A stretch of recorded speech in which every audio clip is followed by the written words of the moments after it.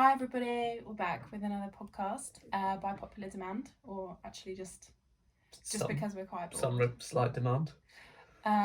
So we thought we'd talk about two things today. Strawberry Place, which there's been loads of questions about. Obviously, we're all worried that Mike Ashley's never actually going to leave, even if he sells the club. We might still have some Sports Direct banners around the place, and in particular the area of land around the actual stadium. And the other thing, which is definitely not my area of expertise, is to do with the financial fair play, because obviously even if this does go through, all the other haters, mainly Sunderland, are saying you won't be able to buy anything anyway because there's all these rules about you being able to spend money and that kind of thing. Which isn't actually as straightforward as I'd hoped it was when I started looking at it. But we'll try and explain it as best we can. Yeah. So lots of fans concerned about Strawberry Place. So MASH Holdings, which was Mike Ashley's company, or one of them. One of them, terrible name. Yeah, it is actually, isn't it? They had the land originally. I don't know if he got that as part of the club or he just bought. I think it was a carve out. Okay, probably some kind of like monopoly operation of owning the whole set. But anyway, in 2019, Ashley sold that land to a company called Helios Real Estate and Marico for about £9 million. And it looks like they are solely investments. All they do is manage property. Marico are a company that manage the property, they rent it out, and Helios tend to be more on the development side, albeit they don't normally lead developments. So looking at the council documents, they applied then for planning permission, and it doesn't look like Ashley retained any interest. I don't know if we know exactly what the planning permission was for, but probably shops and bars and restaurants. So there were a lot of versions of the first plans because they were originally going to have student accommodation, although there is loads of student accommodation near Strawberry Place. Yeah. What they are planning to do is to have 4 separate blocks, 2 of them residential, maybe one of them residential. Yeah. In the new updated plans, 1 residential, 2 for office, and the final one, which is known as Block C, which is the one in the middle, is going to be restaurants, bars, and a new hotel. Yeah, and when we put this up on Twitter, there is also a map of where the areas are, because when we were discussing it, I was saying to Rhys that there's already the Sandman Hotel. It's about 100 metres from there. Yeah, very close to the ground, but it's not actually there. It's a bit further away, and I suppose the more away fans that can come up and stay, the better. So yeah, and obviously, you know, the more hotels, restaurants and bars, the better. And it doesn't have anything to do with Mike Ashley. So the more complicated part of that was that Helios and Marico entered into a joint venture with the High Street Group, who look like they do a fair bit also of they did student Hadrian's accommodation. Tower as well. Yeah, in Newcastle. And apparently the fans will be consulted at some point. Obviously, from what you guys have been saying, there's been some development already.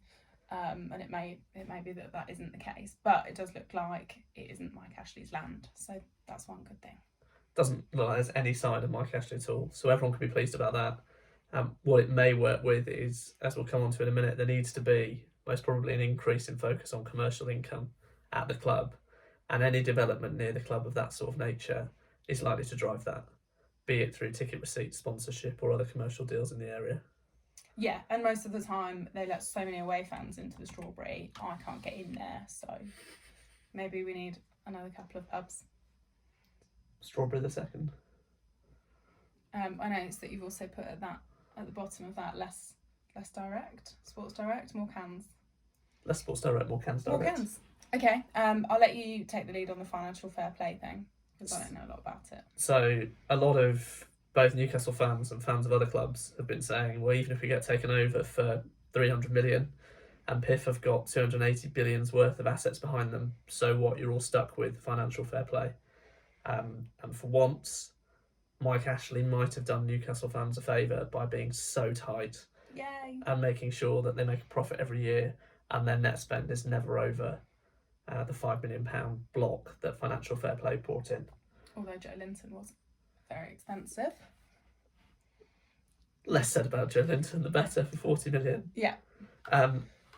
Under financial fair play, you are able to have a net what we call spend. Now, that doesn't necessarily mean transfer fees versus transfer receipts, but we'll look at that in a bit. What that means is your expenditure can't be 5 million euros greater than your income, and that was largely to prevent football clubs collapsing. So each year, a football club can have losses of 5 million euros. On top of that, an owner can put in 30 million euros to cover their losses. So in a year, a football club can have a net spend 35 million euros greater than their income. That makes sense so far. Basically, what I understand is we've spent fuck all, so we've got quite a lot in the pot already, and it's calculated on what we've been spending previously. So that's exactly it. It's not calculated every year, it's on a 3-year aggregate. Oh, great. Which is where Man City came unstuck when their investigation took place. Because following the takeover, there are different rules where your sponsorship deals are linked to your owner, such as Etihad Airways. Yeah. Even with Jolinton and Almiron, NUFC's spend is very low. There are specific bits in Newcastle's accounts in 2018 when Ashley signed them off as director. He permitted a £6 million net spend on transfers. That isn't over your total income. That is £6 million more than you sell players for. That's so great. I noticed though it doesn't include youth development and training facilities. Great news. Or infrastructure. Great, because we need some upgrading there as well, I think. There basically is no limit to what they can spend on St James's Park, on the youth facilities, on training facilities, on any infrastructure in the area. Which is why when City was taken over, when Everton were taken over, the first thing you see is long-term investment in the local area, long-term investment in the club, rather than let's spend £100 million on a player. Yeah, and obviously, football is about money, but there is a lot more focus, certainly when we've been looking after much smaller football clubs, on what they're going to bring to the local community, if they're going to build housing, is it affordable housing, is it student housing? So, although it is about money, they can't just come on in, roll in, and take over without there being some proper benefits to the local community. What will be interesting, and I'll be honest, I don't know the answer to this, is how it works with Ashley in the past in terms of income. Because, as we all know, Sports Direct is plastered over St James's Park, and there is a lot of Sports Direct stuff everywhere. And that is all corporate sponsorship that Ashley gets, it looks like, for free. Yeah. So there will need to be some valuation retrospectively at market rate as to what that was when the UEFA come to look at what is their net spend over a 3-year aggregate period. Yeah, and also because in previous takeovers he's been trying to say that he wants to keep all of the Sports Direct shit around the place, and that is factored financially into the deal. So it may well be that he's already decided what that's worth, but I'm sure it'll be worth a lot less when he's selling than otherwise. Should we look at some numbers? Sure. I noticed that you've also said goodbye paddling pool, which would be great news for everyone. It's really difficult to say here is what the transfer budget's going to be, but we're going to try and estimate. You are. Well, I am anyway. 2017 to 18 are Newcastle United's most recent accounts. The 2018 to 19 ones are actually overdue, but less said about that the better. They get a 3-month grace period because they do. So actually everything's fine. Newcastle's commercial income in that year was 26.7 million, and as a comparable, not comparing them as football clubs but more as businesses, Everton's income was 42.9 million. So financial fair play is largely based on what is your income versus your expenditure, and commercial income is a large part of that.